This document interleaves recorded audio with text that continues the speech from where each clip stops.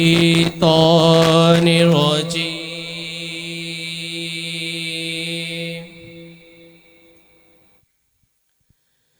بسم الله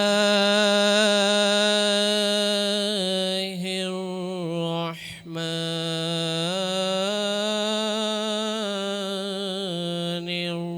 الرحيم.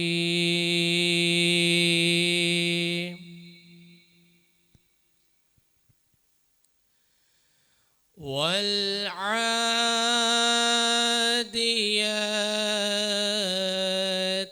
ضبحا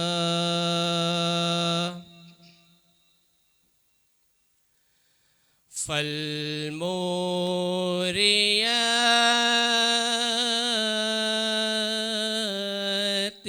قدحا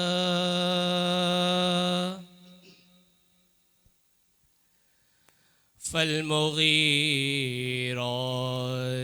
صبحا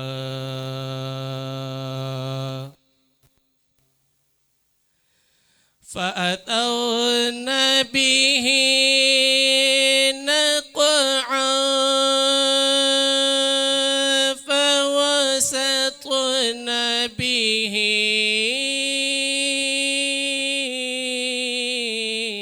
جمعا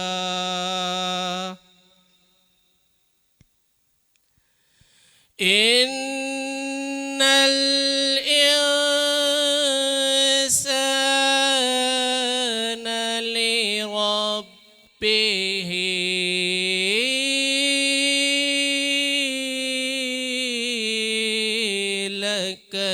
لكنود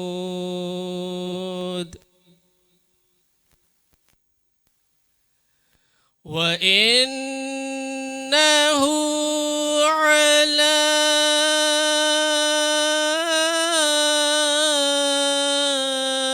ذلك لشهيد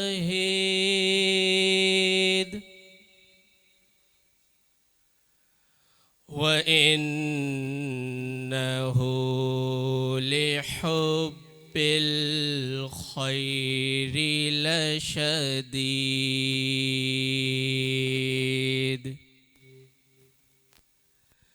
أفلا يعلم إذا بعثر ما في القبور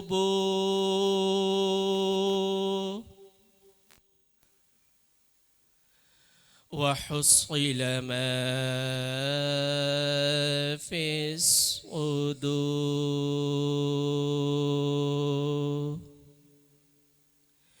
إن ربهم بهم يومئذ لخبير. آمنت بالله صدق الله العظيم. सुभान अल्लाह उज़्बिल्लाहि मिनश शैतानिर रजीम बिस्मिल्लाहिर रहमानिर रहीम। अस्सलामु अलैकुम। मां हाँ किरण मीर ऐं तव्हां सभिनीनि खे भलीकार थी कयां पई महिमान रमज़ान जी स्पेशल ट्रांसमिशन में।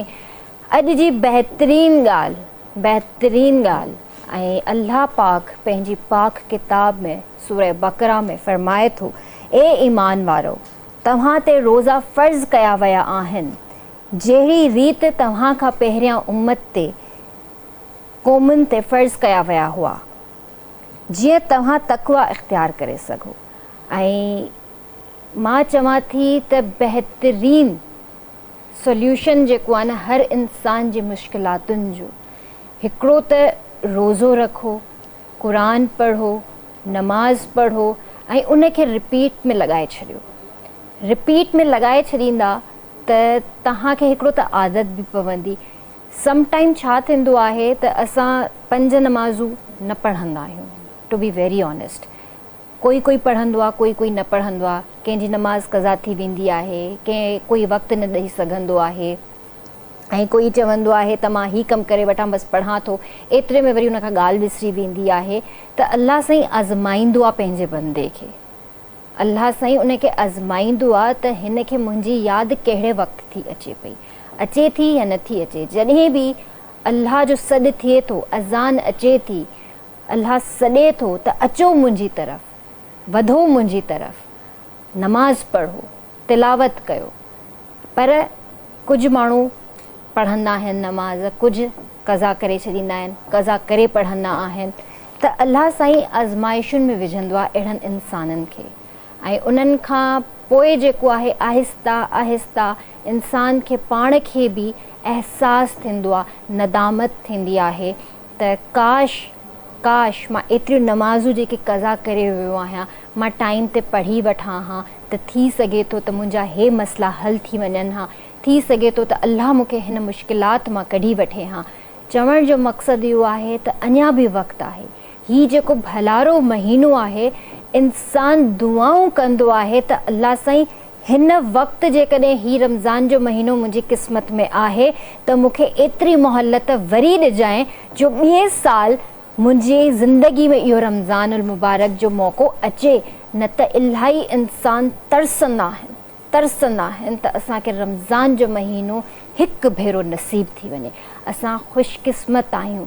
इंसान जी ज़िंदगी जो हयाती जो को भरोसो कोन्हे, कहिड़ी ख़बर कंहिंजो वक़्तु कॾहिं आहे। पर कोशिशि इहा कजे नेक नियती सां त अलाह साईं खां पनाह घुरिजे, बख़्शिश जी दुआ घुरिजे। ऐं हीअ रहमत जो अशरो आहे त हिन में जेतिरियूं रहमतूं इकट्ठियूं करे सघो था, अलाह साईं खां दुआऊं घुरो ऐं बख़्शिश जी दुआ घुरो त इंशाअल्लाह अलाह साईं जेको आहे तव्हां सभिनीनि जूं परेशानियूं हल कंदो। हिकिड़ी ॿी ॻाल्हि हिते नंढड़ी तव्हां सां इहा शेयर करणु चाहींदसि, पोइ मां एहतशाम जी तरफ़ हलंदसि। राति मां हिकिड़ी न्यूज़ पढ़ी, नाज़माबाद जी हुई, नॉर्थ नाज़माबाद जी। उन में 2 भाउ भेण, हिकु 11 सालनि जी उमिरि जो हुयो, हिकु 12 सालनि जी उमिरि जो हुयो। राति जो तक़रीबन 11:15 बजे घर खां निकिता आहिनि। घर जे भरिसां ई कोई स्टॉल हुयो बर्गर वारो, ऐं पंहिंजी माउ खे चई निकिता त असां साम्हूं खां वञी करे बर्गर्स वठी था अचूं पिया राति जे टाइम। ऐं 2 नंढड़ा ॿार, उमिरि ॾिसो 11 ऐं 12 साल। 2 भाउ भेण विया आहिनि ऐं एतिरी देरि थी वई आहे जो उहो घर न मोटी सघिया। उन खां पोइ जेको आहे मदर परेशान थी आहे, ऐं पोइ ख़बर पई त ॿार मिली चुका आहिनि। डिटेल अॻिते छा हुई, कहिड़ी तरह सां मिलिया, उहा अञा ताईं सोशल मीडिया ते न ख़बर पइजी सघी आहे। पर तव्हां प्लीज़ एहतियात कयो, हीउ वक़्तु अहिड़ो आहे जो हिन टाइम असां पंहिंजे नंढड़नि मासूम ॿारनि खे अकेलो नथा छॾे सघूं पिया। तमामु घणो एहतियात कयो। जेकॾहिं कोई वॾो उन्हनि सां गॾु वञे थो त ॾाढी सुठी ॻाल्हि आहे। बाक़ी नंढड़नि मासूम ॿारनि खे तव्हां हिन टाइम राति जे वक़्तु, भले ॾींहुं हुजे चाहे राति हुजे, अकेलो न छॾियो प्लीज़। इहा मुंहिंजी तव्हांखे रिक्वेस्ट आहे। रमज़ान जो महीनो आहे, नेक दुआऊं कयो ऐं नेक नियती सां सभु कमु कयो। हींअर मां एहतशाम जी तरफ़ हलणु चाहींदसि, उन खां पोइ मां पंहिंजे स्पॉन्सर जी तरफ़ ईंदसि। अस्सलाम वालेकुम। वालेकुम सलाम वरहमतुल्लाहि वबरकातुहू। तव्हांखे बि अस्सलाम वालेकुम। वालेकुम अस्सलाम। ऐं असांजे नाज़रीन उन्हनि खे बि अस्सलाम वालेकुम वरहमतुल्लाहि वबरकातुहू। इलाही बहके बनी फातिमा किबर कोले ईमा कुनी खात्मा, अगर दावतम रत कुनी वर कबूल मनो दस्तो दामाने आले रसूल। मेहमान रमज़ान ट्रांसमिशन में तव्हांखे ख़ुशि आमदीद चऊं था। ऐं माशाअल्लाह बाक़ाइदे अल्लाह पाक जे कलाम क़ुरान पाक खां तिलावत जो आगाज़ थी चुको आहे। ऐं अॼु हिकु अज़ीम ॾिहाड़ो आहे, 3 रमज़ान मुबारक। ईअं खणी चवां त दुनिया जी हिकु अज़ीम औरत जंहिंजो वर शेर ख़ुदा आहे, सुभान अल्लाह, जंहिंजा बच्चा जन्नत जे नौजवाननि जा सरदार आहिनि, सुभान अल्लाह, जंहिंजो बाबो नबियुनि जो सरदार आहे, अल्लाह जो महबूब आहे। मुंहिंजी मुराद आहे अॼु ॾिहाड़ो आहे विसाल मुबारक हज़रत बीबी फ़ातिमा ज़हरा सलाम अलैहा जो। ऐं उन हवाले सां अॼु गुफ़्तगू असां हिते ट्रांसमिशन में कंदासीं। उनजो छा शान आहे, उन ज़िंदगी जे मुतलिक़ ॻाल्हाईंदासीं त जेकॾहिं नबी करीम सल्लल्लाहु अलैहि वसल्लम जे साम्हूं जेकॾहिं पेश थींदियूं त महबूब करीम सल्लल्लाहु अलैहि वसल्लम अदब ॾिसो हिकिड़ो, त महबूब करीम सल्लल्लाहु अलैहि वसल्लम उथी बि इस्तक़बाल कंदा, जॾहिं बि साम्हूं हूंदा त उथी बि इस्तक़बाल। जॾहिं महबूब करीम सल्लल्लाहु अलैहि वसल्लम जॾहिं हुनजे घर तशरीफ़ कंदा त त पोइ अम्मा बीबी फातिमा ज़हरा उहे बि उथी बि करे इस्तक़बाल कंदियूं हुयूं। त गुफ़्तगू इलाही आहे ऐं हिकिड़ी सरप्राइज़ बि आहे जेकी आफ्टर ब्रेक असां उन सां मिलंदासीं। ऐं असांजा मारूफ़ मशहूरु उलमा किराम जो नालो आहे असांजे जनब हज़रत अल्लामा मौलाना साईं अब्दुल रकीब मेखो साहब, जेके इनशाला ब्रेक खां बाद में असां सां हिन ट्रांसमिशन में गॾु हूंदा। ऐं जेके असांजी सेट ते हुज़ूर जा सना ख़ान मुस्तफ़ा, हिन पासे त मिंबर हसान ते असां 3 नात ख़ान स्टेज ते अची विया आहिनि माशाअल्लाह, 2 नात ख़ान, हिकिड़ो असां कारी साहिबु आहे। ऐं हिन पासे असांजी हिकिड़ी भेण आहे गॾु, मां तारुफ़ कराए छॾियां थो, मुनेमा अली ख़ान, आपको वेलकम कहते हैं प्रोग्राम में। ऐं उनखां मुंहिंजे शहर जे भरिसां सकरंड आहे, उन मां तशरीफ़ फरमा थिया आहिनि शाह साहिबु जनाब सैयद अदील शाह, तव्हांखे ख़ुशि आमदीद चऊं था। ऐं उनखां अलावा असां सां गॾु आहे मुजीबुर रहमान अब्बासी साहिबु, तव्हांखे पंहिंजे प्रोग्राम में भलीकार वेलकम चऊं था। नंढड़ी ॻाल्हि हिकिड़ी आहे मूंखे ॿी ज़हन में अचे पई त रोज़गारनि जो जेको शान आहे, जॾहिं मां रस्ते में अचां पियो त इलाही मतिलबु पढ़ी करे पंहिंजे पाण ते हिकिड़ो फ़ख़ुरु महसूसु कयां पिया जन। त मां चऊं जे रोज़गारनि जो शान इहो आहे त अलाह पाक हज़रत मूसा हम कलाम थींदा हुआ, अलाह पाक खां कचहरी कंदा हुआ। त हिकु ॾींहुं उहो थियो, हज़रत मूसा मुंहिंजा मौला भला मूंखां वधीक ख़ुशि नसीबु आहे जा जो मां तव्हां हम कलाम थिया थो। अलाह पाक फरमाए ए मूसा थोरो सब्र, चई जॾहिं आख़िरी ज़मानो थींदो उते मुंहिंजो महबूब हज़रत मोहम्मद मुस्तफ़ा सल्लल्लाहु अलैहि वसल्लम जो दौरु हूंदो, उन जेकी उम्मत हूंदी, जॾहिं न रमज़ान जो महीनो हूंदो, बाबरकत महीनो हूंदो, ऐं जॾहिं दस्तरखान सजाइजी वेंदो, तरह तरह जा ताम उते अची वेंदा, ऐं जेकॾहिं बुखे पेट ऐं ख़ुश्क लबनि सां जेकॾहिं हू वेठे करे ऐं दुआ घुरंदा न, मूसा तुंहिंजे ऐं मुंहिंजे विच में 70 पर्दा आहिनि, जे उहो ज़मानो जेको हूंदो या उहो जेको वक़्तु हूंदो, मुंहिंजो ऐं मुंहिंजी उम्मत में को बि गैप न हूंदो, ऐं एतिरो मां उनजे क़रीब हूंदुमि। त रोज़ान जो छा शान आहे, छा मान आहे त रमज़ान जो बाबरकत महीनो महिमान हूंदो आहे, हिकु महीनो अॼु 3 रोज़ा गुज़री विया, ख़बर ई न पई। ईमान खे पको कजे, ईमान खे पको कजे। ऐं इन ई तरह सां स्पॉन्सर्स बि आहिनि असां सां गॾु। किचन स्पॉन्सर्स आहिनि तलो बनास्पति घी एंड कुकिंग ऑयल, अम्मा तलो में पकाओ हमें सेहतमंद बनाओ, Bake Parlor the true pasta expert, Brooke Bond Supreme, dust tea, Marhaba शरबत गुलबहार, फलों फूलों और खालिस जड़ी बूटियों से तैयार करदा जहां प्यार वहां गुलबहार। फर्टाइल किचन अप्लायंसेज आहिनि, Tapal Mezban premier dust tea, Shahbaz cooking oil and ghee, Tang के साथ रिफ्रेशिंग रमज़ान हमदर्द, रूह अफ़ज़ा पाकोला मिल्क, इफ्तारी जो बंदोबस्त कयो आहे, ख़ालिद स्वीट्स एंड बेकर्स, वाइटल पियो ज़िंदगी जियो, वाइटल भी असां सां गॾु आहे। अच्छा, शहबाज लज़त वारी सेहत जो राज़ आहे। पाकिस्तान में खाधो सिर्फ़ खुराक ना है पर असांजे सकाफ़त जो हिस्सो आहे जेको माण्हुनि खे जोड़ींदो आहे। ही सूबे जा पंहिंजा ख़ासि खाधा हूंदा आहिनि जेके असांजे मुल्क जे वसत ऐं सकाफ़त जी नुमाइंदगी कंदा आहिनि। कराची जे शाहरान खां वठी गिलगित जी वादियुनि ताईं हर खाधो ही पकवान विरसे ऐं रिवायत जी कहाणी ॿुधाए थो। ऐं जॾहिं इहो ई खाधा शहबाज कुकिंग ऑयल ऐं बनास्पति में ठहंदा आहिनि त मज़ो अञा ॿीणो थी वेंदो आहे। लज़त वारी सेहत जो राज़ शहबाज। अच्छा, उन खां अलावा मलका मसाला भी असांजी स्पॉन्सर्स फैमिली में शामिल थिया आहिनि। मलका मसाला पाकिस्तान में पंहिंजी नवियत ऐं जो पहिरियों ब्रांड आहे जंहिं पंहिंजी रेसिपी मसालनि में आम लूण जी बजाए 100% कुदरती हिमालयन पिंक सॉल्ट शामिल कयो आहे, छो त मलका मसाला ज़ाइक़े सां गॾु पंहिंजे सार्फ़ीन जी सेहत खे बि औलीन तरजीह ॾींदा आहिनि। मलका जी प्रोडक्ट्स न सिर्फ़ बहितरीन आहे पर सेहत लाइ भी सुठी आहे ऐं महफूज़ आहे। इहो ई सबब आहे मलका मसाला पाकिस्तान, अमेरिका, यूरोप, ऑस्ट्रेलिया ऐं मिडल ईस्ट समेत दुनिया जे केतिरनि ई मुल्कनि में तरक़ी जो मंज़िलूं पार करे रहियो आहे। मलका मसाला प्रोडक्ट्स सॼे मुल्क जी नंढनि वॾनि स्टोर्स ते दस्तियाब आहे। तव्हां वाइटल shop.pk तां आसानी सां ऑनलाइन ऑर्डर करे सघो था। उन खां अलावा वाइटल चांहि पाकिस्तान समेत पूरी दुनिया में मशहूरु ऐं मारूफ़ ब्रांड आहे ऐं करोड़नि माण्हुनि जी पसंदि पिणु आहे। पाकिस्तान में हिकु ॾींहुं ऐं वाइटल चांहि जा 5 करोड़ खां वधीक कोप पीता वेंदा आहिनि जेकी वाइटल चांहि जे ज़रिए जे ज़ाइक़े ऐं मयार जो वात वकील साबित आहिनि। वाइटल चांहि जी कामयाबी जो वॾो सबबु आला मयार ऐं भरपूर ज़ाइक़ो आहे।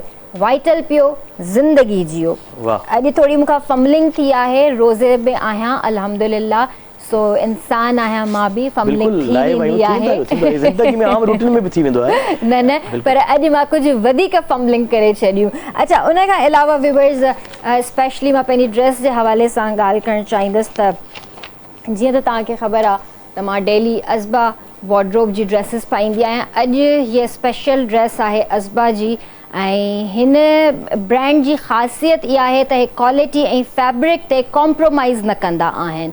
ऐं हीअ जेका हिननि जी कलेक्शन आहे फॉर्मल कलेक्शन आहे। हिननि जे पेज खे तव्हां विज़िट करे सघो था। हिननि जो फेसबुक पेज बि आहे, इंस्टाग्राम पेज बि आहे। तव्हां अज़बा खे जेको आहे व्हाट्सएप ते बि कॉन्टेक्ट करे सघो था। तव्हां ॾिसंदा त उते तव्हांखे लॉन खां वठी, फॉर्मल खां वठी, सेमी फॉर्मल खां वठी, वेडिंग प्रेट ताईं तव्हांखे इलाही वैरायटी मिलंदी। ऐं सभिनि खां सुठी ॻाल्हि इहा आहे त अफोर्डेबल आहे। तव्हांजे मतिलबु खीसे ते एतिरो बोझ बि न रहंदो। जेके मतिलबु अफोर्डिंग प्राइज़िस हूंदा आहिनि, ॿिया ऑनलाइन इलाही स्टोर्स आहिनि जेके हाई क्वालिटी में जेको आहे तव्हांखे चवंदा आहिनि त असां वटि ड्रेसिस पयूं आहिनि, पर अनफॉर्चुनेटली हुननि जा प्राइज़िस ॾाढा हाई हूंदा आहिनि, पर क्वालिटी उहा न हूंदी आहे। पर अज़बा जेको आहे, अज़बा जो जेको ब्रांड आहे तव्हांखे गारंटी ॾिए थी, तव्हांखे मनी बैक गारंटी ॾिए थी त तव्हांजो जेको कपिड़ो आहे उहो 100% प्योर फैब्रिक आहे। ऐं हीअ जेका ड्रेस मूंखे पातल आहे फॉर्मल ड्रेस आहे ऐं सॼी शिफॉन जी आहे, जिते स्टोन वर्क कयल आहे। ऐं हीअ जेको स्टोन वर्क आहे सिर्फ़ु मशीन जो न, पर हथ जो बि कमु आहे। तव्हां हिन बांह ते ॾिसी सघो था, हीअ जेको बंच लॻियल आहे हीअ प्रॉपर मशीन जो बंच लॻियल आहे, पर एतिरी मतिलबु सफ़ाई सां कमु थियल आहे जो हिकु हिकु जेको आहे न हिन में गुल ऐं मोती नज़र अची रहिया आहिनि। ऐं हिन जो दुपट्टो बि तव्हां ॾिसी सघो था, ॾाढो ख़ूबसूरत आहे। इन ते बि नंढड़ा नंढड़ा गुल ठहियल आहिनि ऐं पटी बि इन ते साइडुनि मां लॻियल आहे। प्योर शिफॉन आहे जेका मार्केट में हिन टाइम तमामु महांगी मिलंदी आहे। सो मूंखे उमेदु आहे त तव्हां अज़बा वॉर्डरोब ज़रूरु विज़िट कंदा। जी बिल्कुलु। प्रोग्राम खे थोरो नात ख़ान जी तरफ़ हलूं असां? जी बिल्कुलु, ठीकु आहे। त प्रोग्राम में असां नात शामिलु कंदासीं। असांजी भेण वेठल आहे मुनेमा अली ख़ान, उन तरफ़ हलंदासीं ऐं नात रसूल मक़बूल सल्लल्लाहु अलैहि वसल्लम ॿुधंदासीं। बिस्मिल्लाह। मेरे लब पर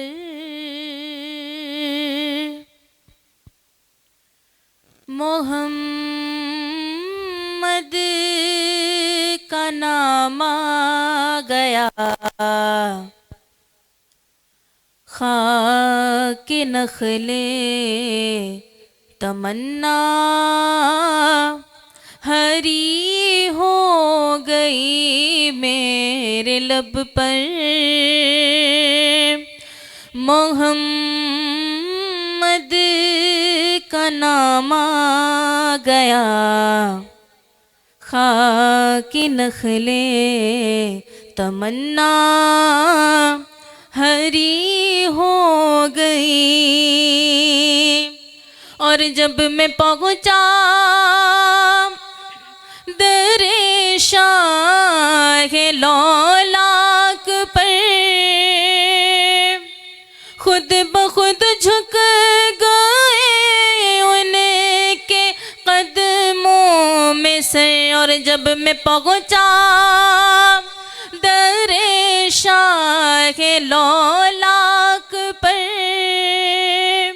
खुद ब खुद झुक गए उनके कदमों में सर। गैब से आई आवाज़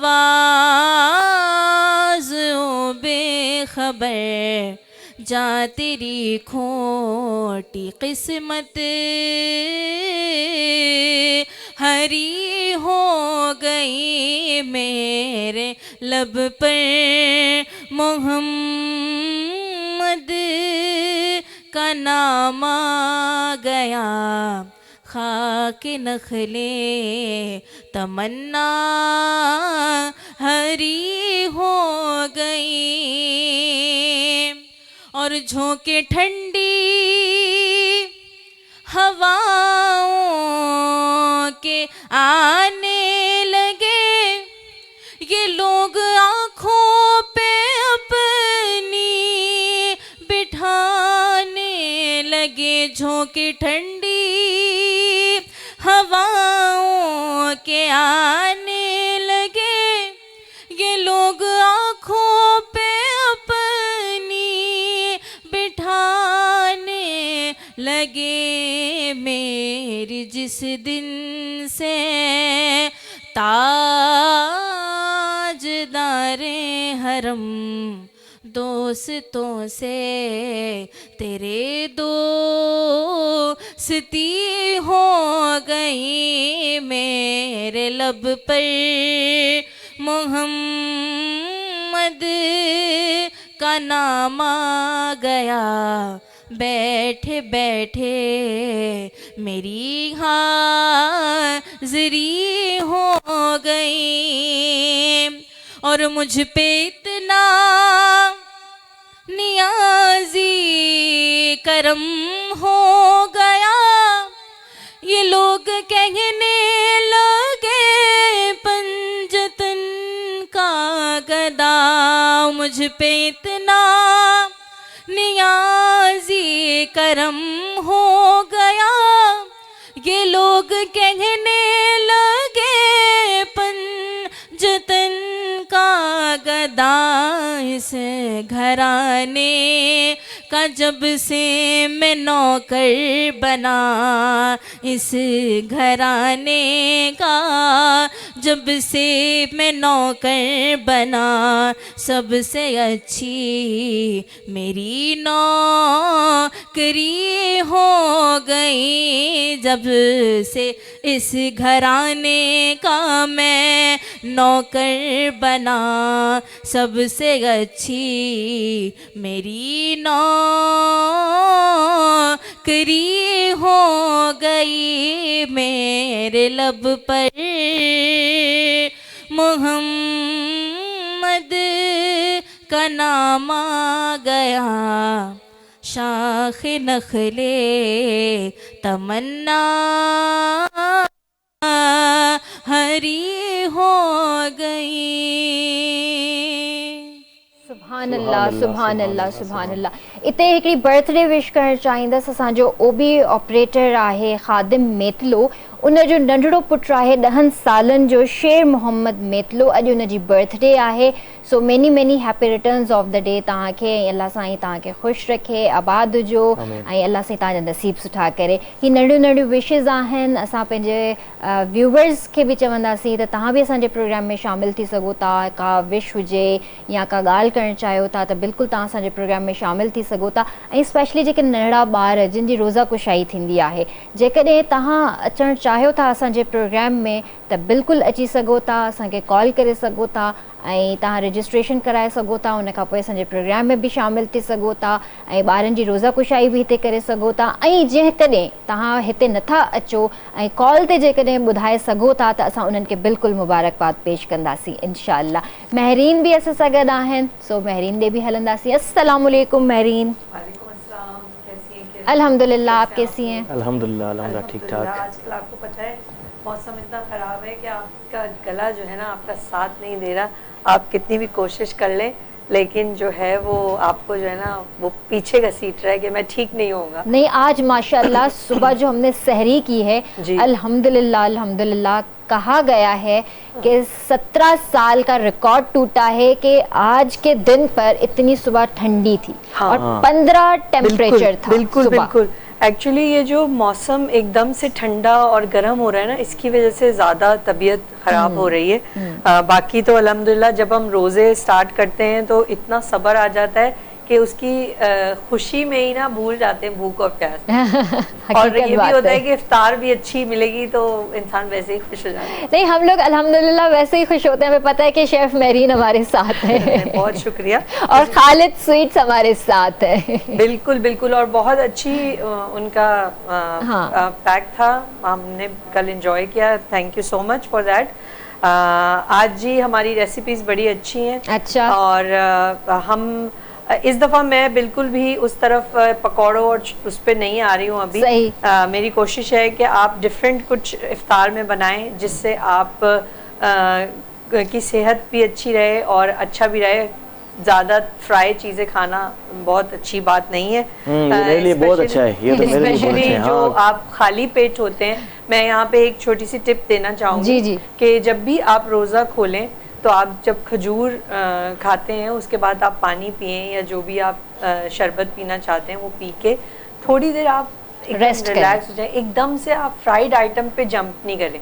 उससे ये होता है जिनको सेंसिटिव है, जो जिनको एसिडिटी का इशू है या कोई और इशू है, तो वो एकदम से जब आप पूरे दिन का रोज़ा होता है तो आपके बॉडी को ना एक शॉक लगता है कि मुझे खाना नहीं मिल रहा है। तो वो जब दोबारा उसे शॉक लगता है कि मुझे खाना मिल रहा है तो वो बहुत बड़ा शॉक Excited हो जाता है और फिर जो है हमारा। हम बहुत ज़बरदस्त जब खा लेते हैं तो वो हमारी तबीयत ख़राब करता है। तो थोड़ा थोड़ा करके, जैसे आपने शरबत पिया, कुछ हल्का सा खाया और उसके बाद जो है आप नमाज पढ़े फिर खाना शुरू करें। बिल्कुल ऐसा ही है और जी। करना भी यही चाहिए। जैसे और छोले हाँ, बहुत बेस्ट रहते हैं। हाँ, आप हाँ। छोले खाएं, छोले बहुत अच्छे हैं। फ्राई आइटम कोई नहीं खाएं। हाँ। और लेकिन हो नहीं सकता ना, हम पाकिस्तानियों का गुजारा नहीं हो सकता ज़्यादा नहीं है, बिल्कुल। पकौड़ों क्योंकि के हमारा अलावा। trend ऐसा है, हमारा ब्रॉडअप ऐसा है हाँ। कि हमने वो, क्योंकि मैंने इतने साल बाहर गुजारे हैं तो मैंने देखा है कि जब भी रोज़ा रखते हैं तो वो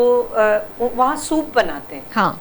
कि सूप बनाएंगे, कुछ हलीम बनाएंगे, हरीसा बनाएंगे, तो उससे वो लोग रोज़ा खोलते हैं। तो एक तो वो हेल्दी होता है बहुत और आपकी तबीयत भी ख़राब नहीं होती। हाँ। तो इसी तरह की चीज़ें रोज़े के फ़ौरन बाद लें और थोड़ा पोर्शन फ्राइड आइटम का रखें और खाना रखें, बिल्कुल। ताकि आपकी जो सहरी के बीच में और डिनर के बीच में जो है ना गैप होना चाहिए। बिल्कुल। उससे आप देखें ऐसे स्मार्ट हो जाएंगे। रमज़ान में लोग कहेंगे कहाँ, कौन सा जिम, कौन सा जिम। अच्छा, मैं रेसिपी की तरफ जी, भी जी। आती हूँ। आज हम बना रहे हैं रेड सॉस पास्ता।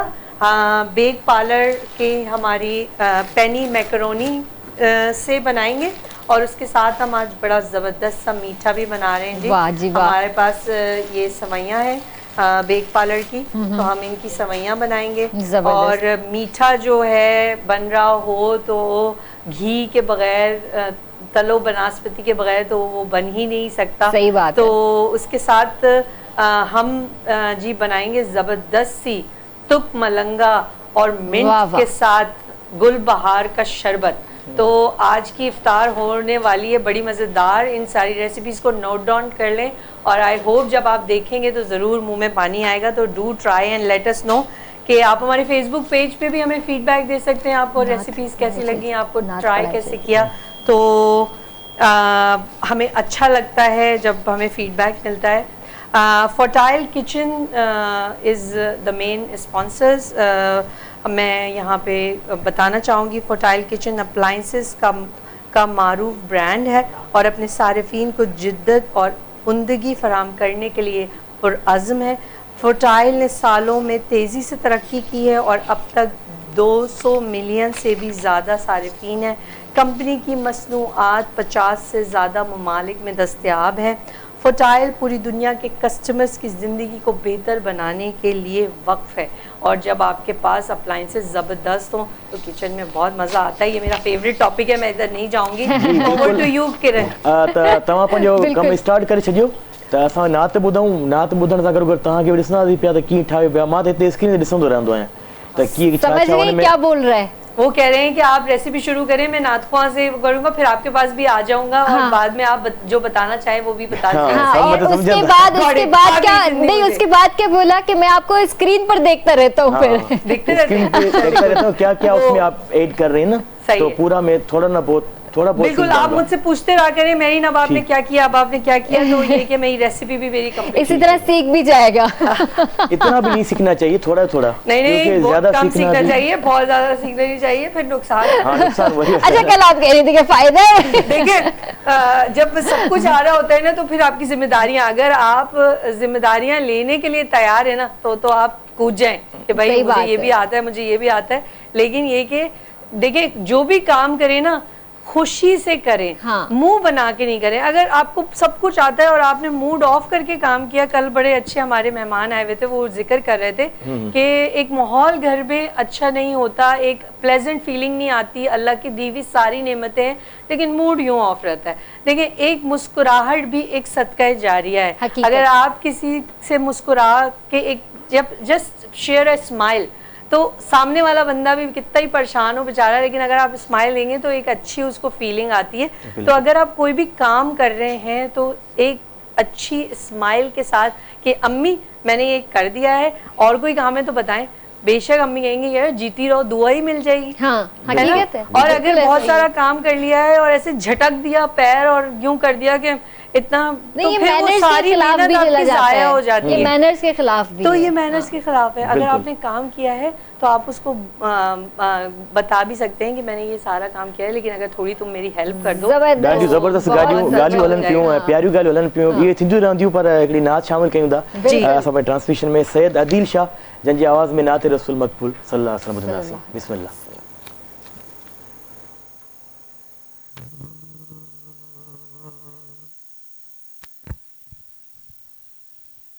मैं मैली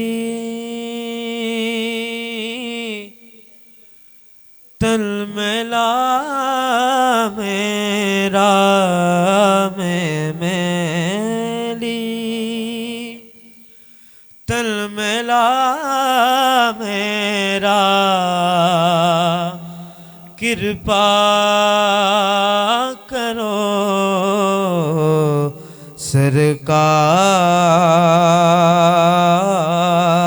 सरकार, नजरे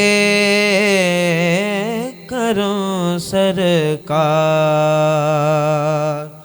कृपा करो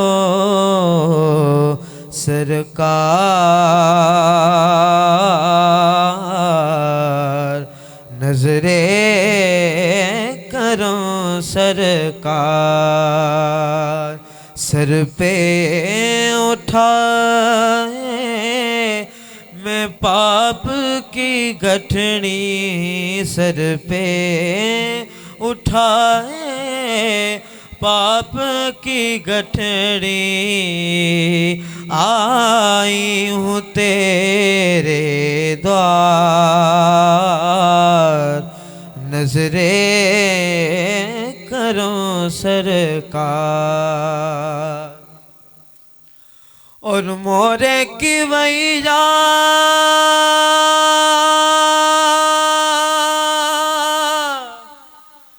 बीच बवर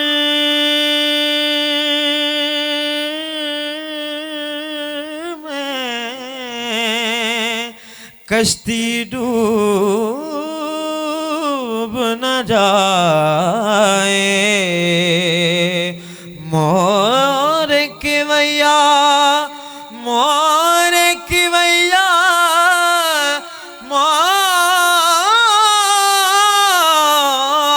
मोर की वैया बीच बवर में कश्ती डूब न जाए, तेरा हूँ आका तू ही खबर ले, मैं तेरा हूँ तू ही खबर ले, कौन लगाए पार, नजरे करो सरकार, कौन लगाए पार, कृपा करो सरकार, या रसूल अल्लाह, कुछ तो मेरी आरज़ों का,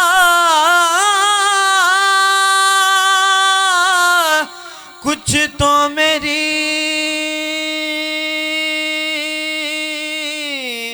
बात बना लो, तन मन है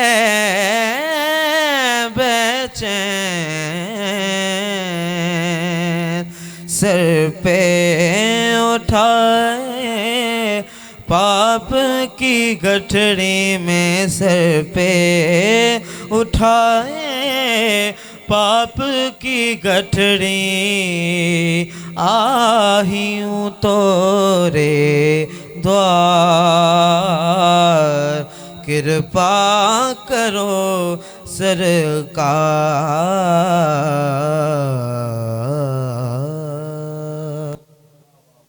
अल्लाह सुभान अल्लाह माशाअल्लाह। अच्छा किरण ॿुधाइनि थो न ही असांजे जेको प्रोग्राम सना खान मुस्तफ़ा सीज़न 2 कयोसीं उन में बि माशाअल्लाह हिन 3rd पोजीशन हासिल कई। अच्छा जॾहिं असां कराची मां निकितासीं होस्टिंग मूवी कई फर्स्ट में भी सेकंड में, जॾहिं असां नवाब शाह मुंहिंजे पंहिंजे शहर पहुतासीं त ही आया हुते, उन खां पोइ सखर बि वियासीं, पोइ जॾहिं फाइनली जेको थियो हैदराबाद में उन में 3rd पोजीशन आयो। माशाअल्लाह माशाअल्लाह तमामु बहितरीन। नाज़रीन प्रोग्राम असांजो जारी सारी आहे, नंढड़ी ब्रेक वठंदा, ब्रेक खां पोइ तव्हांजी ख़िदमत में ॿीहर हाज़िर थींदासीं। केॾांहुं न वञिजो, ॾिसंदा रहो महिमान रमज़ान।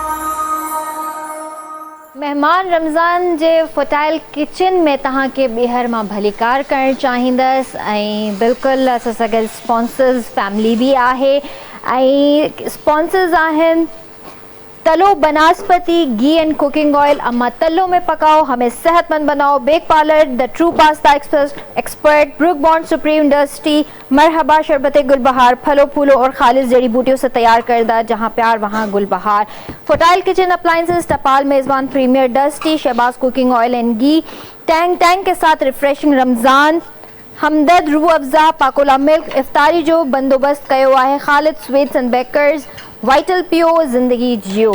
उन खां अलावा भाई असां सां गॾु माशाअल्लाह तव्हांखे जी ख़बर आहे त बेक पार्लर भी आहे, मेज़बान भी आहे, गुलबहार भी आहे। त सभिनि खां पहिरियां त जीअं अॼु पास्ता ठही रहिया आहिनि उहे बेक पार्लर जा ठही रहिया आहिनि, त जीअं तव्हांखे ख़बर आहे त बेक पार्लर जी हिकिड़ी ज़बरदस्त रेंज आहे जंहिंमें इलाही शयूं अची रहियूं आहिनि। हिन में विनेगर भी आहे, चिली सॉस भी आहे, सोया सॉस भी आहे, चिली गार्लिक सॉस भी आहे, इमली सॉस भी आहे, हिन में केचप भी आहे, ही टपाल जी मेज़बान टी आहे। उन खां अलावा गुलबहार में संदल फ्लेवर भी आहे ऐं गुलबहार त हुई गुलबहार आहे माशाअल्लाह सां। उन खां अलावा पाकोला मिल्क ही टेट्रा पैक्स आहिनि, मिल्क आहे, तव्हां हिनखे चांहि भी ठाहे सघो था, तव्हां ॿारनि खे ईअं भी ॾेई सघो था। तलो हमने अपने पाकोला में अपनी सवैयों में भी हमने हाँ बिल्कुल हींअर जेके अॼु सयूं ठाहे रही आहे महरीन उन में भी पाकोला मिल्क ही इस्तेमाल थियो आहे। त पाकोला मिल्क जी ख़ासियत ही इहा आहे त तव्हां इनखे हर शइ में यूज़ करे सघो था, तव्हां ॿारनि खे भी ॾेई सघो था, तव्हां पाण वॾा भी पी सघो था। ऐं असां सां गॾु हींअर महिमान भी आहिनि, सो एहतिशाम जी तरफ़ हलंदासीं। जी बिल्कुलु नाज़रीन प्रोग्राम जारी सारी आहे। जीअं त मां तव्हांखे ॿुधाए रहियो हुउसि त इलाही वॾी शख़्सियत असां सां हिन प्रोग्राम में असां गॾु हूंदी। सो मां तारीफ़ करायां साईं जन पहुची चुका आहिनि हज़रत अल्लामा मौलाना साईं अब्दुल रकीब मेखो साहब।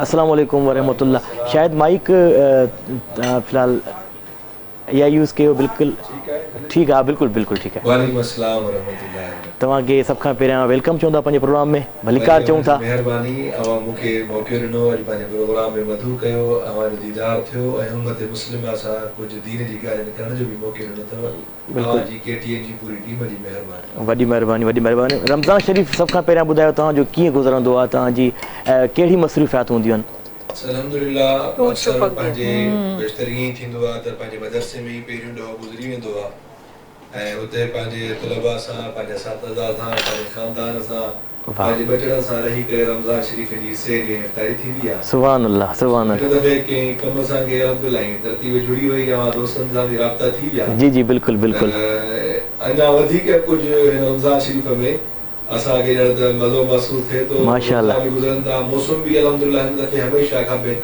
बहितर आहे बिल्कुलु बहितर आहे अच्छा सभ खां पहिरियां त अॼोको जेको ॾियारो आहे उन सां ॻाल्हाईंदासीं रमज़ान जे हवाले सां अॼु अल्हम्दुलिल्लाह ही रहमत वारो अशरो आहे पहिरियों ॾहों जेको आहे रमज़ान जे हवाले सां कुझु तव्हांजी गुफ़्तगू शामिलु कई वञे उन खां बाद में महिरबानी रमज़ान मुबारक हूअं त अल्लाह जी रहमतुनि सां माला माल आहे हिन जी हिकु घड़ी अल्लाह साईं जी रहमतुनि जी बरसात आहे बेशक ऐं रमज़ान शरीफ़ जा जेके रोज़ा आहिनि रब्बुल आलमीन असां ते फ़र्ज़ कया आहिनि ऐं रोज़ो बि असां ते फ़र्ज़ु आहे निमाज़ बि असां ते फ़र्ज़ु आहे हज बि उन माण्हू ते फ़र्ज़ु आहे जेके वुसात आहे ऐं अल्लाह तबारक व तआला ज़कात बि मालदार माण्हू ते फ़र्ज़ु कई आहे लेकिन रमज़ान शरीफ़ जो जेको रोज़ो आहे उहो अल्लाह तबारक व तआला जे नज़दीक बहितरीन ऐं प्यारे में प्यारी इबादतुनि में शुमार थिए सुभान अल्लाह जंहिंमें अस्सौमु ली व अना उज्ज़ा बि ऐं कंहिं जॻह ते व अना अज्ज़ा बि फरमायूं त इन रोज़े जो बदिलो मां रब्बुल आलमीन पाण ॾींदुमि उन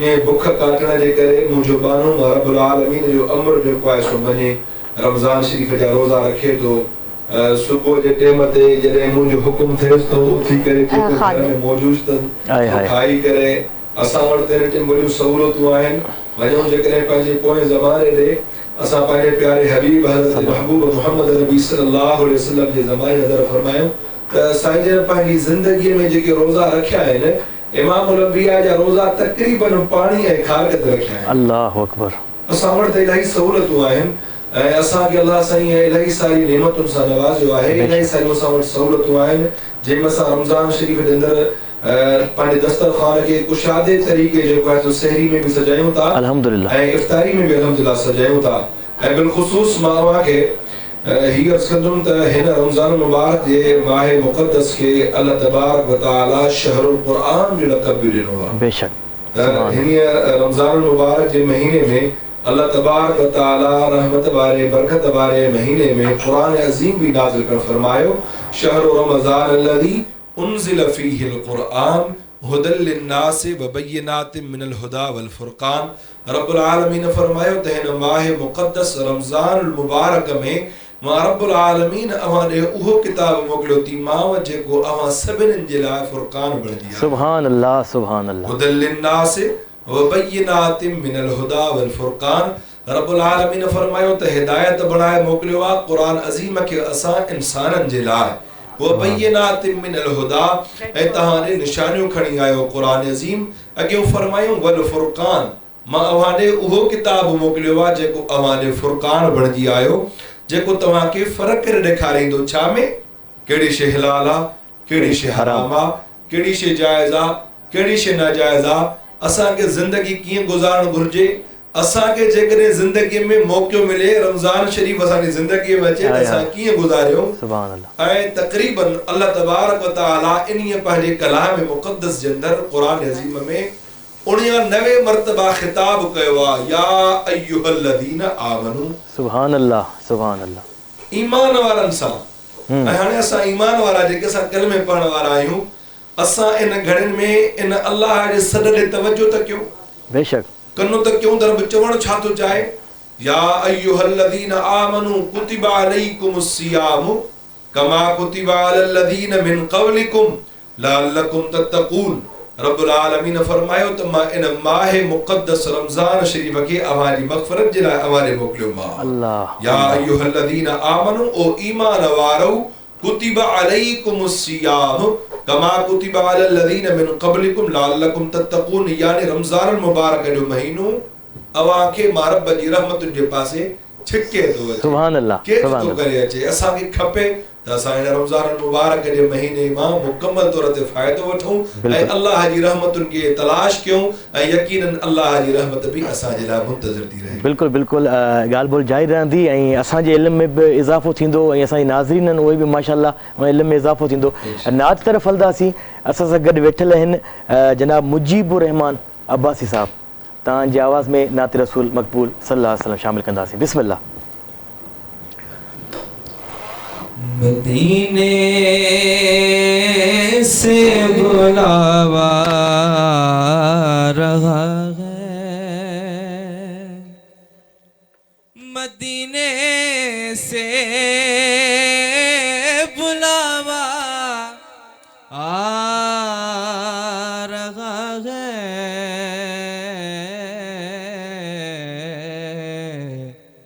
मेरा दिल मुझसे पहले जा रहा है, मेरा दिल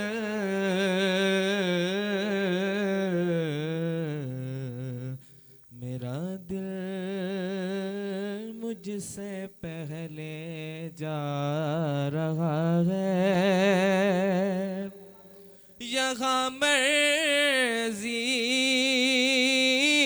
नहीं चलती किसी की, यहाँ मर्जी नहीं चलती किसी की,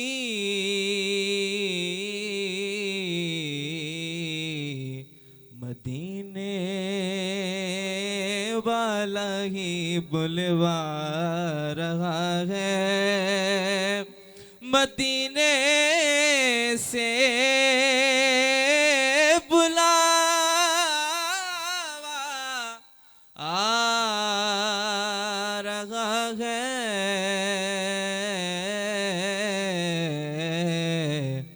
मेरा दिल मुझसे पहले जा रहा है। ये चक्की सैयदा की चल रही है, ये चक्की सैयदा की चल रही है,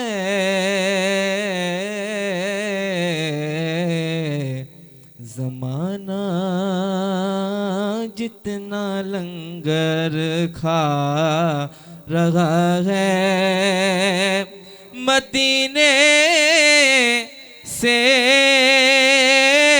बुलावा आ रहा है,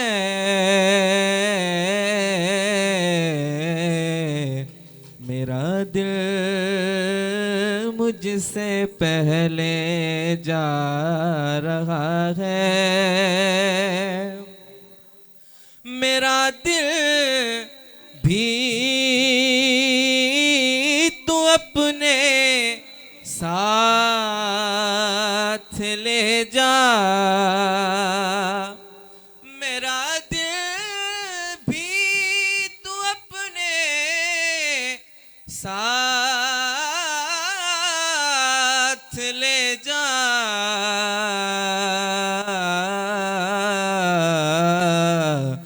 अकेला क्यों मदीने जा रहा है, मदीने से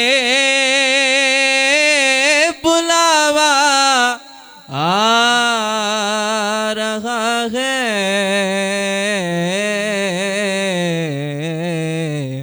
मेरा दिल मुझसे पहले जा रहा है, नवासों का वो सदका बांटते हैं नवासों का वो सदका, बांटते हैं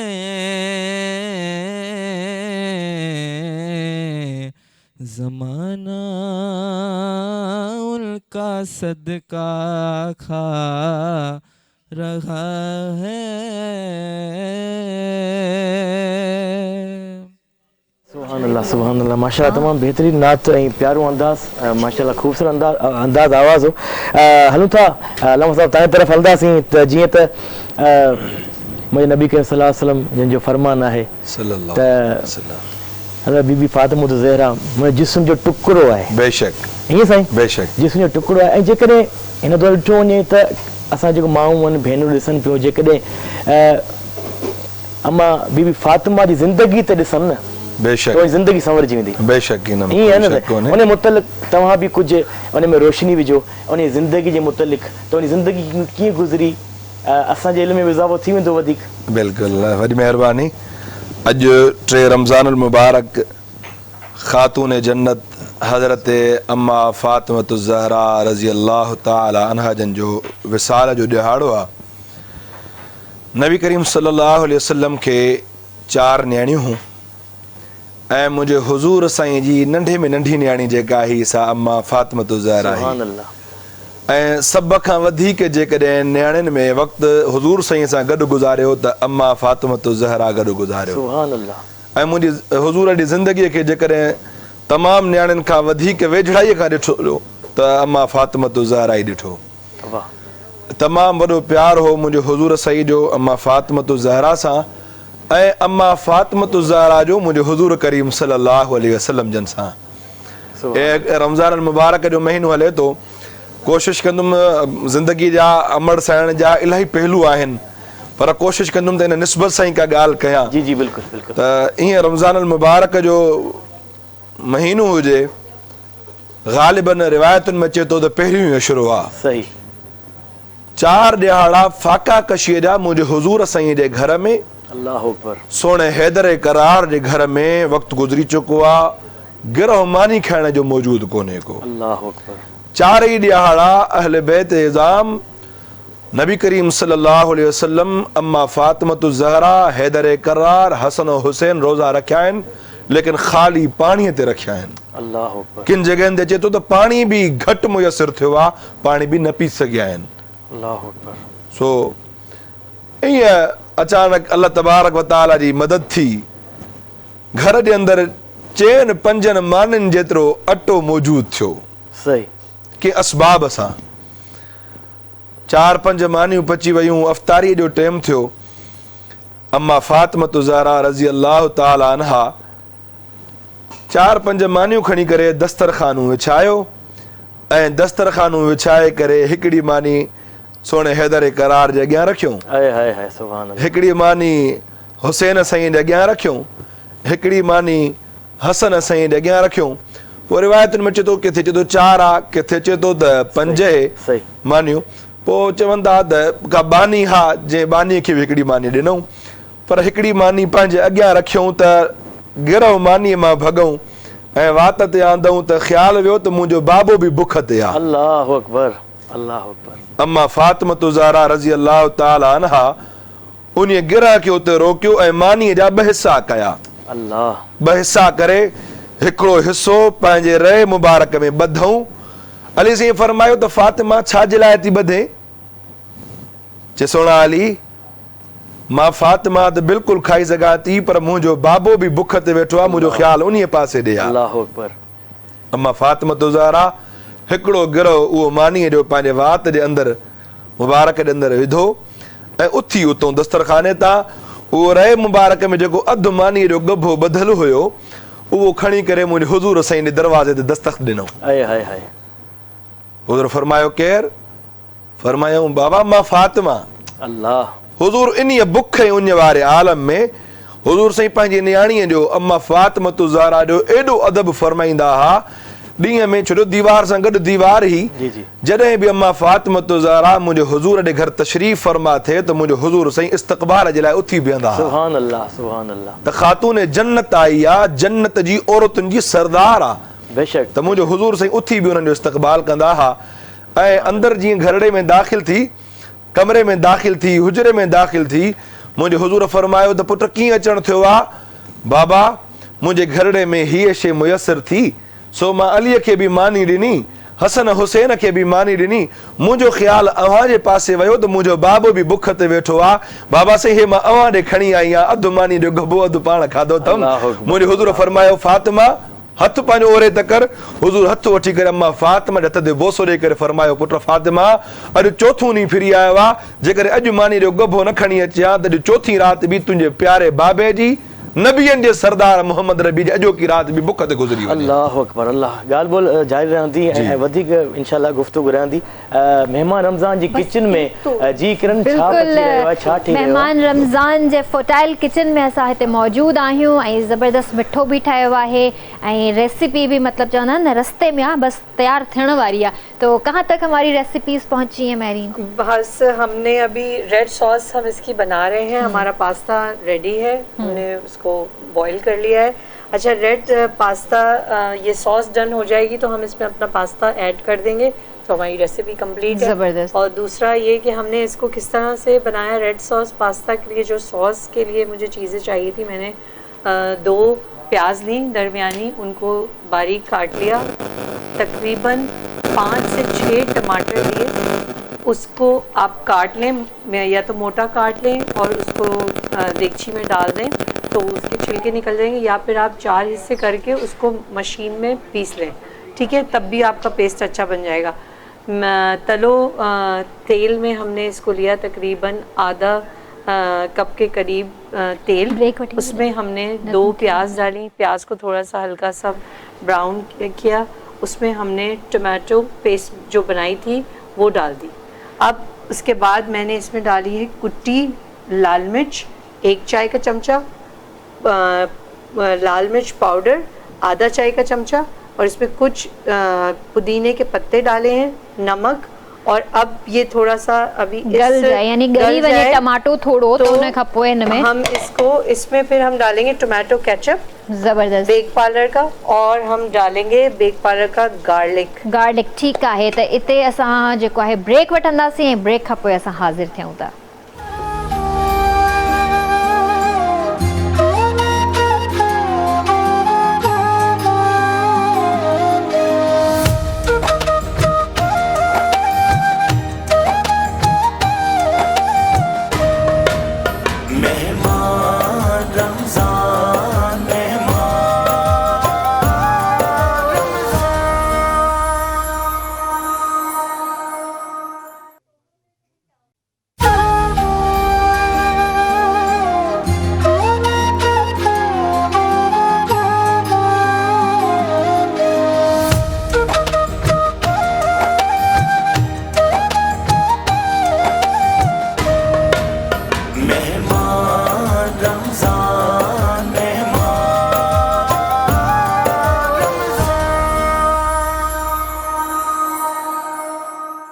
मेहमान रमज़ान जे फटाइल किचन में तव्हांखे भलीकार थी कयां पई।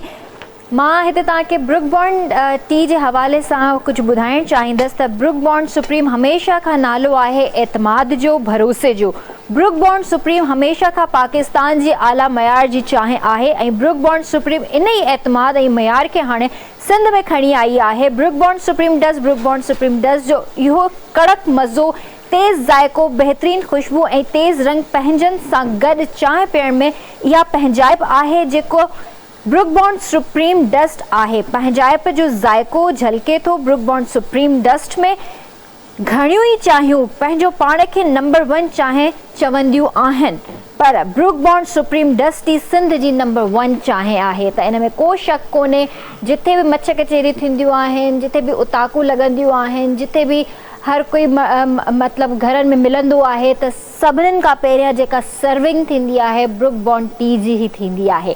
सो असांजी रेसिपी भी तैयार थियण वारी है। तभी अभी क्या कर रही हैं आप मैरीन? देखिए, मैंने आपको बताया था कि हमने टमाटर मसाले डाल दिए, उसके बाद मैंने इसमें टमाटो केचप डाली है तकरीबन 1 कप के करीब, और बेक पार्लर की चिली गार्लिक सॉस डाली है तकरीबन आधा कप के करीब। बेक पार्लर जी चिली गार्लिक सॉस हिन में पई आहे। कितने चम्मच? इसमें हमने आधा कप, ये जो हमारा 1 कप है, हमने इसका आधा कप से थोड़ा कम। ठीक है। और इसमें मैंने थोड़ी सी चीनी भी डाली है, क्योंकि इसमें थोड़ा सा स्पाइसी फ्लेवर आता है, तो स्वीट एंड सॉर वाला कॉम्बिनेशन होगा सॉस का। और अब ये ऑलमोस्ट रेडी है सॉस। थोड़ा तेल ऊपर आ जाए तो फिर आप ये इसका पास्ता ऐड करें, बेक पार्लर का पेनी पास्ता। अच्छा, इसमें हमने कोई भी चिकन वेजिटेबल नहीं डाली है, ये वैसे ही बहुत अच्छा लगता है। और इसमें एक चीज़ मैं आपको बता दूं, अगर आप इसमें थोड़ी सी चीज़ और ऐड करेंगे तो इसका मज़ा लाजवाब हो जाएगा। अच्छा, वैसे अगर कोई वेजिटेबल यूज़ करना चाहे तो कर सकता है? बिल्कुल बिल्कुल कर सकता है। ठीक है। मैंने एक्चुअली कल भी वेजिटेबल्स यूज़ किए थे, तो मैंने आज को भी पिया ये ना मूंखे अल्हम्दुलिल्लाह कुकिंग ईंदी आहे। अच्छा, माशाल्लाह। ऐं वो महरीन खे ख़बर आहे त मां कीअं कुकिंग कंदी आहियां। नहीं, कॾहिं कॾहिं असांखे तव्हां भी कुकिंग करे तव्हां असां इंशाल्लाह इंशाल्लाह बीमार हो गई थी लास्ट ईयर, तो इन्होंने की थी 2 दिन कुकिंग, फिर एक दिन मैंने की थी, एक दिन किसी और ने की थी। त पोइ असांखे बि अफ़्तारी करे ख़बर कीअं पवंदी तव्हांजी? न न इंशाल्लाह हिकिड़ो ॾींहुं अहिड़ो रखंदासीं जो महरीन खे रेस्ट ॾींदासीं। तहां हिकिड़े ॾींहुं कुकिंग कंदा, हिकिड़े ॾींहुं मां कुकिंग कंदा। 2 दिन आपको छुट्टी देंगे, महरीन आपसे रेस्ट करवाएंगे, आप वहाँ बैठेंगी फिर। सही है, फिर नात सुनाऊंगी मैं। हाँ, उन्हें भी नात ॿुधंदासीं महरीन का। बिल्कुल। तहां जी तरफ ईंदासीं एहतिशाम। बिल्कुल, असां सां साईं वेठल अल्लाह साहब त माशाल्लाह ॻाल्हि हली रही हुई हज़रत बीबी फातिमा ज़हरा रज़ी अल्लाह ताला अन्हा जी शान में, उन ज़िंदगी जे मुतलिक़ हली रही हुयूं ऐं तमामु प्यारी गुफ़्तगू। दिलि त चए थो त माना गुफ़्तगू जारी ऐं सारी हुजे, पर टाइम जेको आहे ख़बर अथव।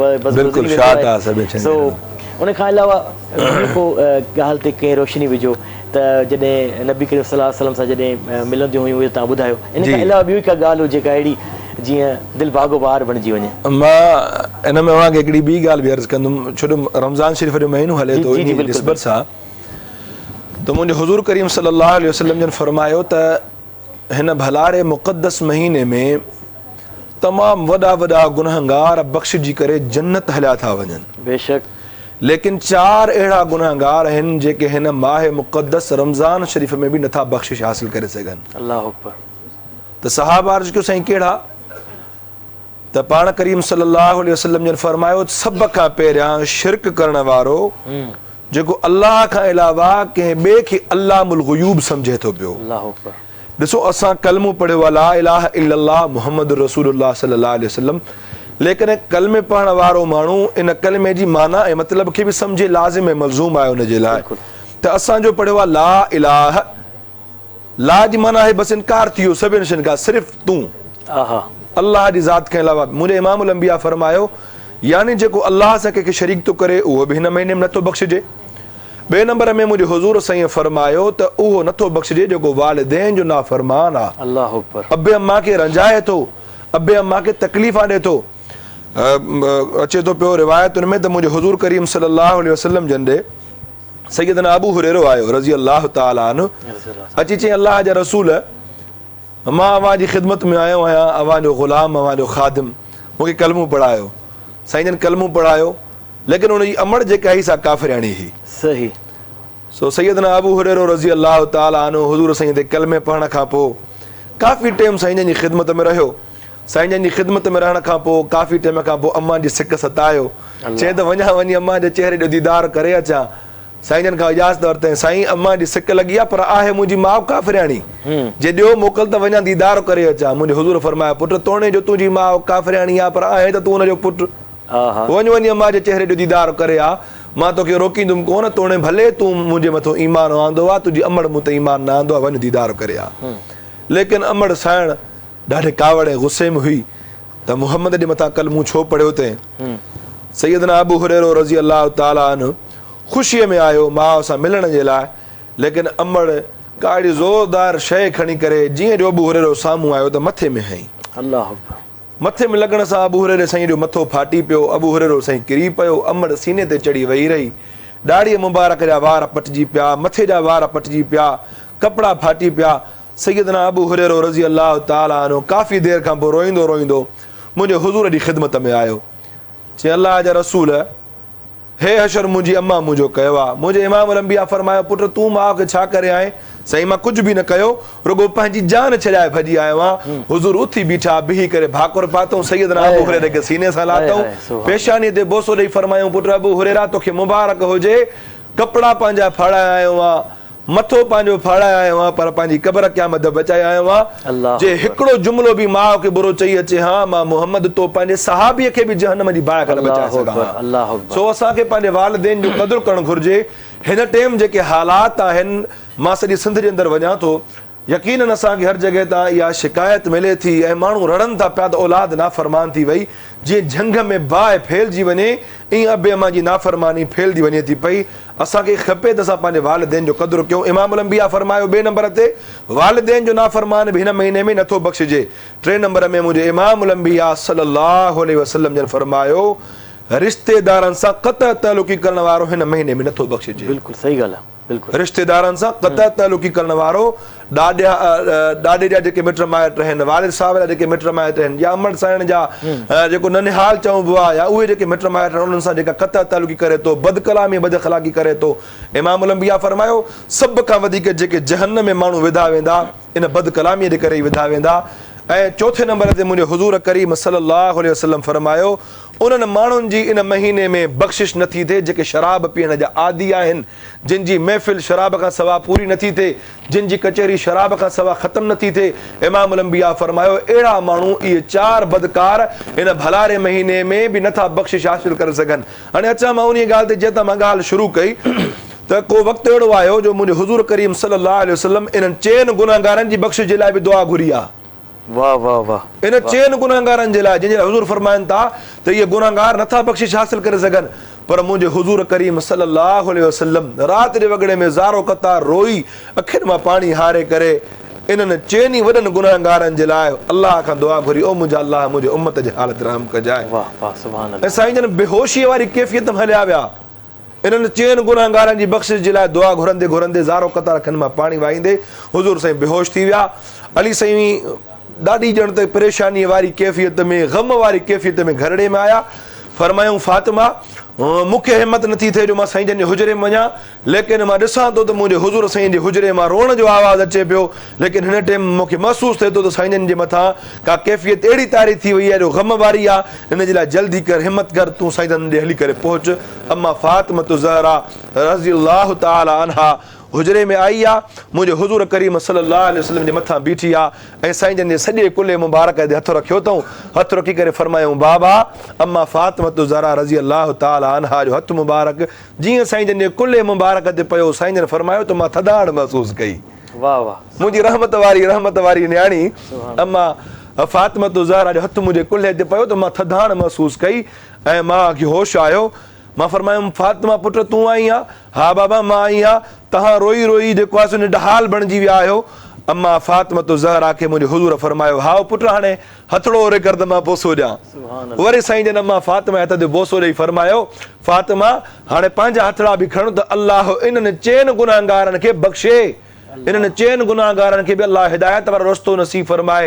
मरण खां पहिरियों अल्लाह उन्हनि खे बि जेको आहे सो तौबा ताइब थियण जी तौफ़ीक़ नसीब फरमाए। हिन जे लाइ असांखे खपे असां वालिदैन जो बि क़दुरु कयूं, असां शिरक वारे बुरे गुनाह खां बि बचूं, असां शराब वारे बुरे गुनाह खां बि बचूं। असांखे खपे त असां रिश्तेदारनि सां सुठे इख़लाक़ सां हलूं। अल्लाह असांखे हिन भलारे महीने में पंहिंजे रब जे हुज़ूर जेको आहे सो तौबा ताइब थियण जी तौफ़ीक़ नसीब फरमाए। आमीन आमीन। तमामु प्यारी गुफ़्तगू। ना तरफ़ हलंदासीं, पर उन खां पहिरियों तव्हां सां असां इजाज़त वठंदा, मोकिलाईंदा तव्हां सां, तव्हांखे शायदि किथे वञिणो आहे। सो ना तरफ़ हलंदा साईं अब्दुल बासित कादरी साहब जंहिंजी आवाज़ में नात रसूल मक़बूल सल्लल्लाहु अलैहि वसल्लम ॿुधंदासीं।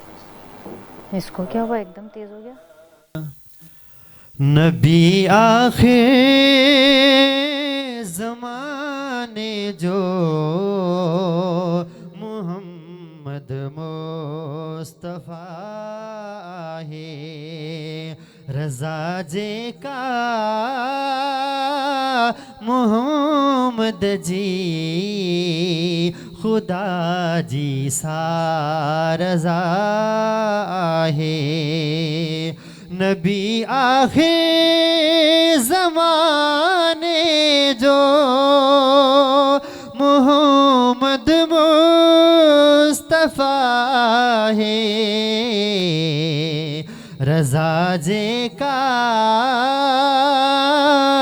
मोहम्मद जी खुदा जी सा रज़ा है कहीं के भी न ताकत सुञाणे शान अरबिय जो कहीं के भी न ताकत सुञाणे शान मदनीय जो नबीअ जे शान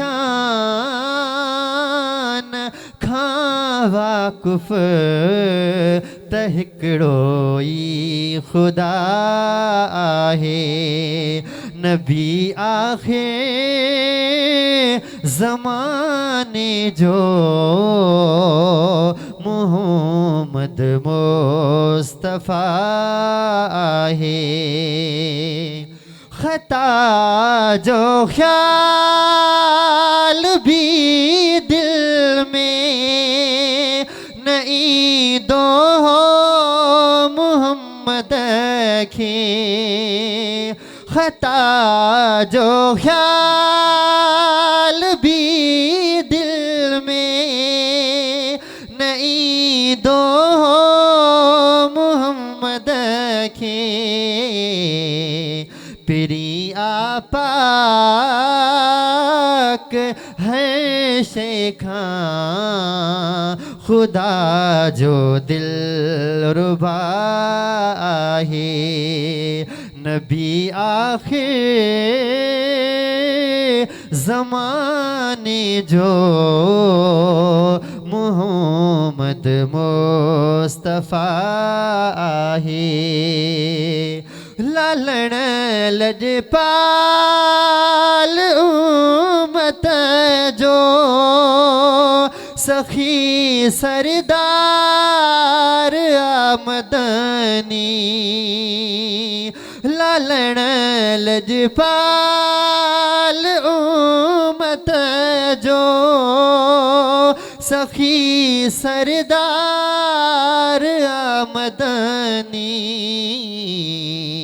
अहिड़े महबूब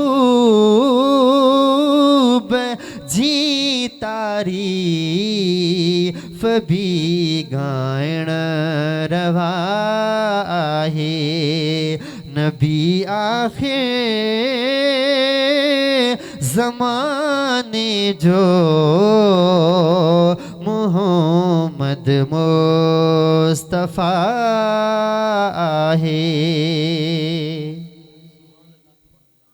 सुभान अल्लाह सुभान अल्लाह जी किरण छा थी रहियो मां ॾिसी रहियो स्क्रीन ते तमामु ज़बरदस्त रेसिपी वो सिखी थोड़ी घणी हाँ सिखी थोड़ी घणी रेसिपी रेसिपी ईअं थोड़ी सिखबी आहे ज़ाहिर ॻाल्हि आहे किचन में अची पोइ बस अच्छा, आपने कहा ना आपको सवैयां पसंद है तो सवैयां की सवैयां रेसिपी- है जी, बिल्कुल इंशाल्लाह, है जब तो इते तारीख़ वाइटल जी जेको आहे इंटीग्रेशन करे वठूं वाइटल चांहि पाकिस्तान समेत पूरी दुनिया में मशहूर और मारूफ ब्रांड आहे ऐं करोड़नि माण्हुनि जी पसंदि पिणु आहे पाकिस्तान में हिकु ॾींहं में वाइटल चांहि जा 5 करोड़ खां वधीक कोप पीता वेंदा आहिनि जेकी वाइटल चांहि जे ज़ाइक़े ऐं मयार जो वात वकील सबूत आहिनि वाइटल चांहि जी कामयाबी जो वॾो सबबु आला मयार ऐं भरपूर ज़ाइक़ो आहे सो वाइटल पियो ऐं ज़िंदगी जियो। तो महरीन हमारी रेसिपी कहाँ तक पहुँची है? हमारी रेसिपी कंप्लीट हो गई है। मैं बस डिश आउट कर रही थी, हमारे पास थोड़ा टाइम था तो मैंने कहा चलिए थोड़ी सी गार्निशिंग कर देते हैं। अच्छा, मैं गार्निशिंग के साथ साथ जो है एक ड्रिंक भी बनाऊंगी। पहले मैं इसको डिश आउट कर देती हूँ। हमारा पास्ता तैयार है।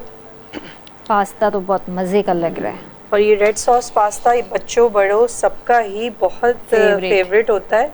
आप इसको जब भी घर में ट्राई करें तो हमें अच्छा, feedback- आपसे एक चीज़ पूछनी थी। जी, जी, जैसे रेड पास्ता हमने बनाया है आज, जी। तो इसके अंदर हम ज़ीरा ऐड कर सकते हैं? जीरा एक्चुअली मुंह में आता है, नहीं, अगर जीरा चाहे पाउडर, तो पाउडर यूज कर जीरा सकते हैं, पाउडर की उसका बात कह बहुत रही हूँ। अच्छा फ्लेवर आता हाँ, है। जीरा पाउडर की जीरा ही बात कह रही हूँ। पाउडर बिल्कुल डाल सकते हैं आप, क्योंकि ये जो रेड सॉस पास्ता है ये मेरी अपनी रेसिपी है जेन्युइन, तो मैंने भी इसको डाल के बनाया है, उससे भी सही। बहुत ज़बरदस्त आता है टेस्ट उसका। ज़बरदस्त। ज़ीरो एक्चुअली छा हूंदो आहे, जो असां औरतूं घरनि में कमु कंदा आहियूं, कुकिंग वग़ैरह कंदा आहियूं, त इन जे करे जेको ज़ीरो जेको आहे न, उनजी ख़ुशबू ई अलॻि हूंदी आहे। जॾहिं बि असां थूम अदरक जो पेस्ट जॾहिं ठाहींदा आहियूं, उन में जेसीं ताईं मां स्पेशली ज़ीरो न विझां, मूंखे मज़ो कोन ईंदो आहे। ज़ीरो वारो न, ज़ीरो जेको पाउडर हूंदो आहे, जेको साबित मसाला जेके हूंदा आहिनि। सो असां बीठा आहियूं फटाइल किचन में, त हिते वठूं था ब्रेक, ऐं ब्रेक खां पोइ जल्दी हाज़िर था थियूं।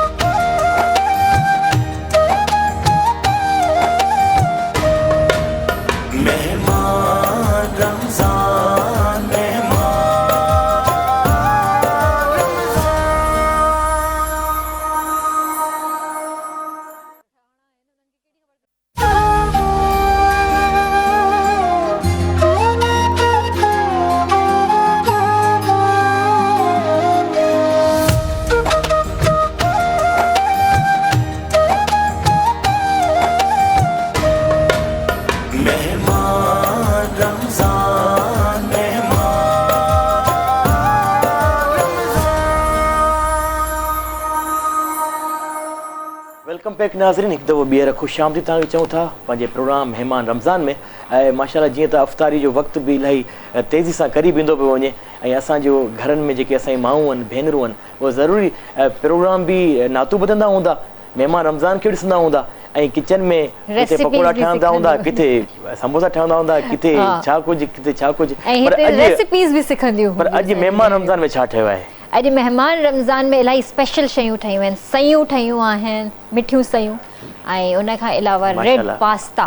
वाह वाह, माशाल्लाह। स्क्रीन ते तव्हां ॾिसी रहिया हूंदा त ज़बरदस्त ॾिसणु अचे पियो। ऐं अफ़्तारी में इंशाल्लाह अॼु बसि वठ वञा कभी ख़ैर न आहे अॼु। हा बिल्कुलु। त नात तरफ़ हलंदासीं।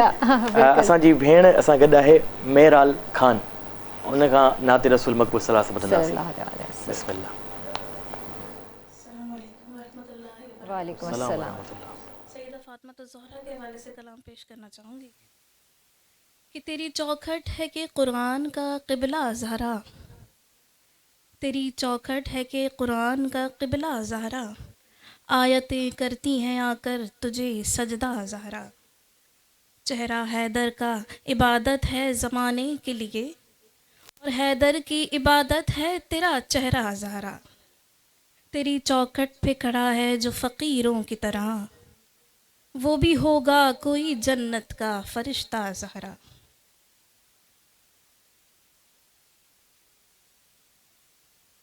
वो जिसके दम से खुदा मिला है, वो जिसके दम से खुदा मिला है, वो फातिमा है, वो फातिमा है, वो फातिमा है, वो फातिमा है, वो फातिमा है, वो फातिमा है। हसन है जिसमें हुसैन भी है, नबी भी शाहे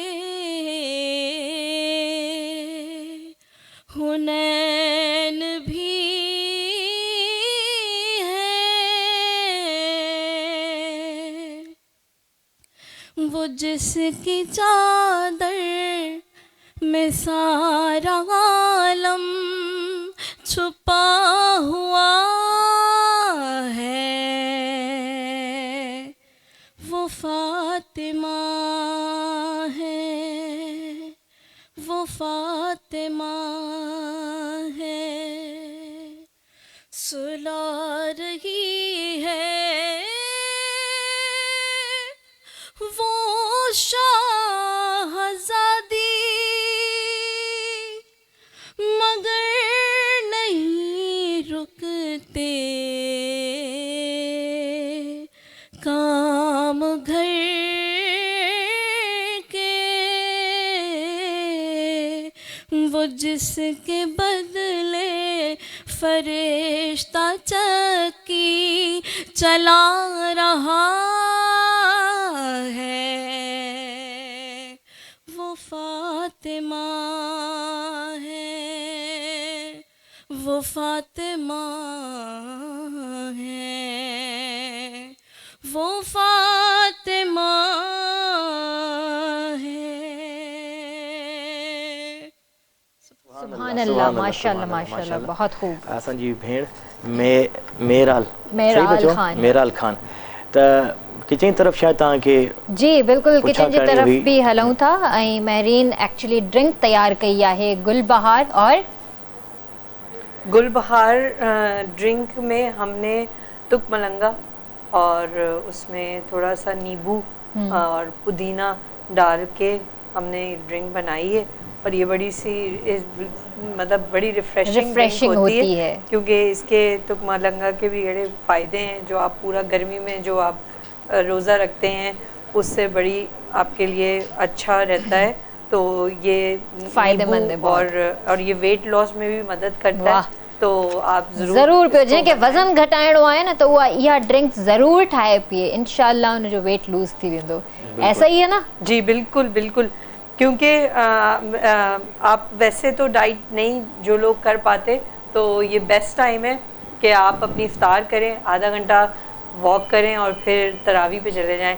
थोड़ी सी डेडिकेशन चाहिए, मुश्किल है मुझे पता है, लेकिन डेडिकेशन हो जाता है, लेकिन कहते हैं ना कि हिम्मत आ जाए ना तो फिर इंसान कर बिल्कुल सकता है। आप अगर देखें, जब इंसान ये सोच लेता है ना कि मैं कर सकती हूँ या मैं कर सकता हूँ, तो जीत और हार आपके अंदर की होती है, किसी और से आपका मुकाबला नहीं होता, खुद से होता है। जब आप वो उस डेडिकेशन के साथ आप कहते हैं मैं कर लूँगी और आप कर लेते हैं, तो आप अपने माइंड को ये सिग्नल भेज रहे होते हैं कि I have to do this, मुझे ये करना है। ज़बरदस्त बात, thank you Mehreen, thank you so much. और आज की रेसिपीज बहुत ज़बरदस्त हैं, इंशाल्लाह इफ्तार साथ करेंगे तो फिर आपको फीडबैक आज नहीं दूंगी, कल दूंगी ज़रूर ज़रूर इंशाल्लाह। तो पोइ नात की तरफ बिल्कुल नात हलूं। तरफ हलां। अब्दुल मतीन असां सां गॾु आहे, उन आवाज़ में असां पंहिंजे प्रोग्राम में पंहिंजे ट्रांसमिशन में नात शामिल कंदासीं। बिस्मिल्लाह।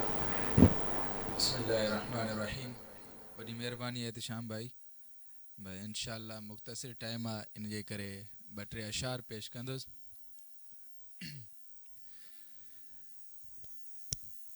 जंहिं वक्त मदीने में महबूब घुमिया हूंदा, जंहिं वक्त मदीने में महबूब घुमिया हूंदा, धरती भी अकीदत मां,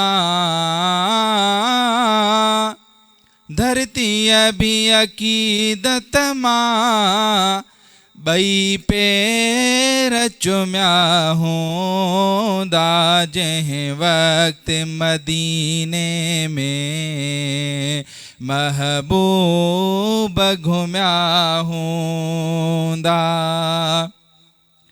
मस्जिद में मोहम्मद जे कदमनि जे निशाननि ते,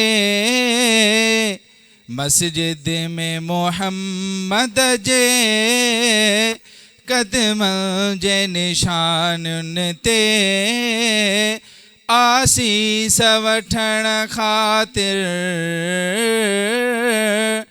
आसीस वठण ख़ातिर असहाब सुम्या हूँ दाजह वक्त मदीने में महबूब घुम्या हूँ दा किन जात रख्या हूँ दा सरदार सचे नाला किन जात रख्या हूँ दा सरदार सचे नाला उन वक्त सहाबा खे उन वक्त सहाबा खे जे बार जम्या हूंदा जंहिं वक्त मदीने में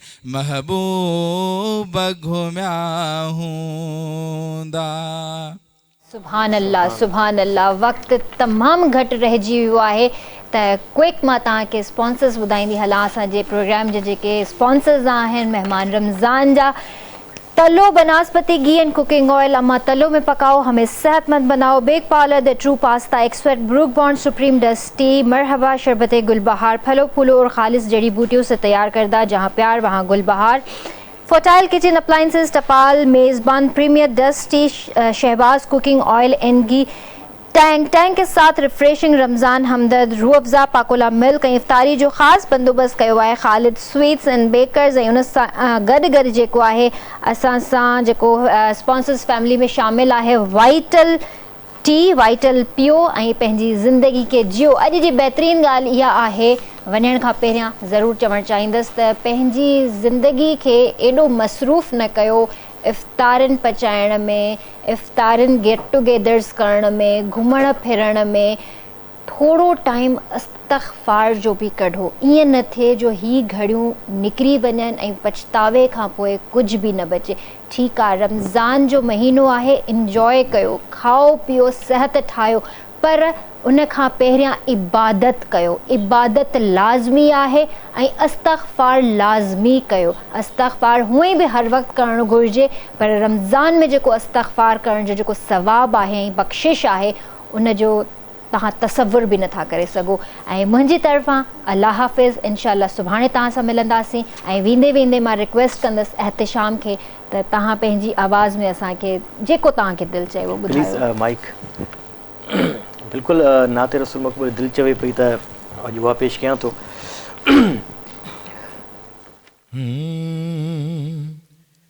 एक ख़त में रुसुल मौलाए कुल हाजिर जो बिठायूं जो कुछ भी आयूं जहिड़ा भी आयूं सरकार अवां जायूं सरकार अवां जायूं। ए ख़त में रुसुल मौलाए कुल हिन दर्द जे मारिन जा दरमान तव्हीं आहियो साहिब सखावत जा सुल्तान तव्हीं आहियो इकराम तव्हीं आहियो एहसान तव्हीं आहियो ही अखड़ियूं झुकियल गोढ़न सां भरल ही अखड़ियूं झुकियल गोढ़न सां भरल हाजिर जो बिठा आहियूं जो कुछ भी आहियूं जहिड़ा भी आहियूं सोना साईं अवां जायूं सरकार अवां जायूं। ए ख़त्म रसूल मौलाए कुल हंसने नज सदके में बात नजी बहारी थे दीदार थी ये दाता का कल्ब करारी थे कुल वह मन खा आजो इमदाद लगारी थे